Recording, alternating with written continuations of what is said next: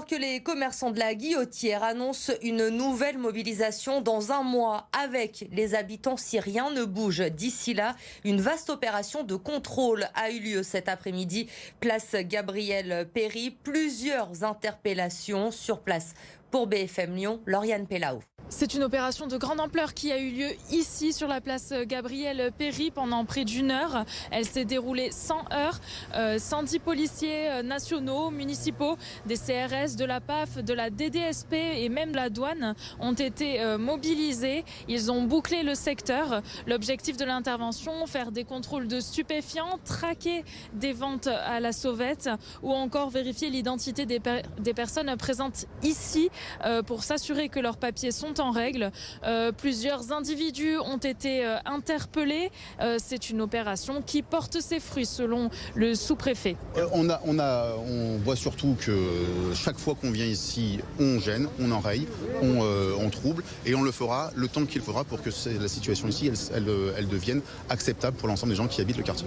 Il y en a évidemment tout un tas de prévus et encore une fois, pas forcément des grosses opérations comme celle-ci, des opérations qui vont être ciblées, qui vont impliquer une demi-douzaine d'effectifs de police, de la police municipale et puis des grosses opérations, parce que c'est vrai que c'est important aussi de pouvoir avoir une opération qui prend la délinquance sous tous ses aspects. Depuis le début de l'année, dans ce quartier, une opération de contrôle de moins grande ampleur est réalisée par jour et près de 900 personnes ont été interpellées.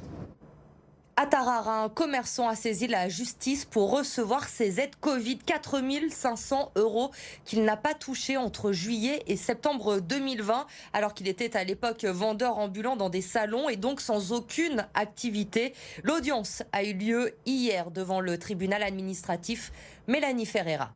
Aujourd'hui, Jean-Marc Motti bichonne sa boutique Route 66 spécialisée dans l'univers vintage américain.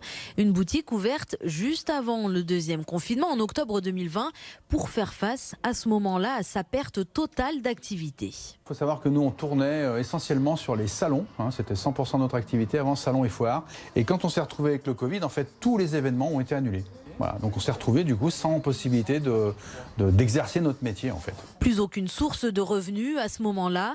De mars à juin 2020, le commerçant ambulant reçoit donc l'aide promise par le gouvernement, 1 500 € par mois pour compenser la perte de chiffre d'affaires. Et puis à partir de juillet, plus rien, jusqu'à ce que la mauvaise nouvelle ne tombe. Voilà. Après analyse de votre courrier des documents joints, il apparaît que votre activité principale, l'activité déclarée, est en fabrication recyclage d'objets neufs et occasions, accessoires et décorations culturelles, prêt-à-porter, accessoires de mode et bijoux fantaisie. Donc on me dit que j'ai pas le droit effectivement à ces aides. Avec l'aide de son expert comptable, Jean-Marc atteste qu'il réalise bien plus de 50% de son chiffre d'affaires sur les salons et que plus de la moitié des produits vendus sont artisanaux, critère demandé par la direction des finances publiques. Nous, on a justifié dans la mesure du possible et comme on le pouvait. Après, si vous voulez, moi, les termes qui ont été utilisés, c'est que les éléments qu'on fournissait n'étaient pas assez probants. Désormais, c'est le tribunal administratif qui devra en juger, décision attendue dans une dizaine de jours. Le taux d'incidence repart à la hausse dans notre département. 56 cas pour 100 000 habitants. Nous sommes légèrement au-dessus du seuil d'alerte fixé à 50. Il est donc important de continuer à respecter les gestes barrières et à porter le masque. Une équipe de chercheurs lyonnais s'est d'ailleurs intéressée aux contaminations en extérieur grâce à des modèles de transmission virale. Écoutez. C'est assez paradoxal parce qu'on sait que les risques sont moindres. Mais le problème dans ces situations, c'est que c'est beaucoup plus dur de vraiment évaluer les risques parce que vous ne savez pas qui vous a frôlé dans la rue, donc vous ne saurez pas remonter à la source de la contamination et pareillement dans d'autres lieux non confinés. Donc ça, c'était vraiment le but, essayer de voir s'il n'y avait pas un angle mort du dispositif de suivi des contacts, de suivi épidémique dans ces situations. La conclusion à laquelle on est arrivé, c'est que probablement ce n'est pas le cas et donc notamment les rues qui sont relativement passantes mais pas absolument bondées, elles ne présentent pas des risques énormes. En fait, elles présentent même des risques comparativement beaucoup plus faibles que d'autres situations non confinées comme les terrasses de café qui, parmi les scénarios qu'on a étudiés dans des milieux non confinés, sont la principale source de risque.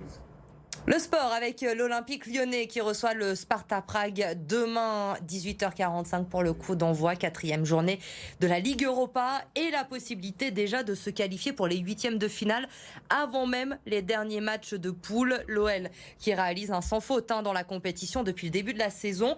Et si les Lyonnais s'imposent demain soir et que les Rangers ne battent pas Brøndby, eh bien l'OL serait assuré de jouer directement les 8e sans passer par la case des 16e de finale. Le plan de Peter Bosz est donc déjà prêt. Il ne faudra absolument pas reproduire les erreurs du match aller. L'OL était mené 2-0 à Prague avant de s'imposer 4-3. Écoutez l'entraîneur lyonnais au micro d'Edouard G. Déjà, le début de match, on ne peut pas rater. Donc il faut bien commencer. Et on a vu, si tu n'es pas 100% concentré, c'est une bonne équipe avec beaucoup d'intensité, des joueurs qui courent physiquement bien. Donc il faut vraiment bien commencer et en top de ça, notre qualité qu'on a. Mais d'abord bien commencer, ça c'est très important demain. Le tirage au sort des 7e et 8e tours de la Coupe de France a eu lieu, lui, ce matin. Et notre petit poussé, Saint-Cyr-Collonges, club de Régional 3, hérite d'une Ligue 2. Ça va être compliqué. Grenoble va se déplacer dans le Rhône. Reste à savoir dans quel stade, car celui des Combes n'est pas aux normes. Une Ligue 2 également pour Limonest qui recevra Auxerre. Parmi les autres affiches de nos 8 clubs rhodaniens encore en lice, la Duchère ira dans le Haut-Rhin, Villefranche à Chambéry, Neuville hérite de Moulins. Montchat accueille Saint-Marcel pour un duel entre Régional 2. Match prévu les 13 et 14 novembre prochains. On termine avec notre série cette semaine consacrée aux collectionneurs lyonnais. Ce soir, on vous emmène chez Gilles. Son appartement, vous allez le voir, c'est tout simplement la caverne d'Ali Baba. Et la collection dont il est le plus fier, c'est celle consacrée à Monsieur Paul. Stéphanie De Silgui et Mélanie Ferreira. Voilà, donc le fameux tableau de Monsieur Paul, représentant Monsieur Paul, exécuté par Christophe Muller, son chef. Dès l'entrée dans l'appartement, le ton est donné. C'est une pièce fétiche parce que, déjà, c'est pour ça que je l'ai mis dans l'entrée, que les gens s'imprègnent tout de suite de Monsieur Paul en arrivant. Et ce n'est que le début, puisque dans son salon, une vitrine entière est dédiée au pape de la gastronomie. Vaisselle, menu, tableaux, photos. Depuis une quarantaine d'années, Gilles Collomb collectionne tout ce qui se rapporte à Monsieur Paul, un ami de ses parents. À l'époque, j'avais d'autres collections. Paul me ramenait beaucoup de choses des États-Unis quand il partait. Et puis, j'ai eu l'idée, dès que j'ai eu un objet, 2 objets, 3 objets Bocuse, la collection a commencé.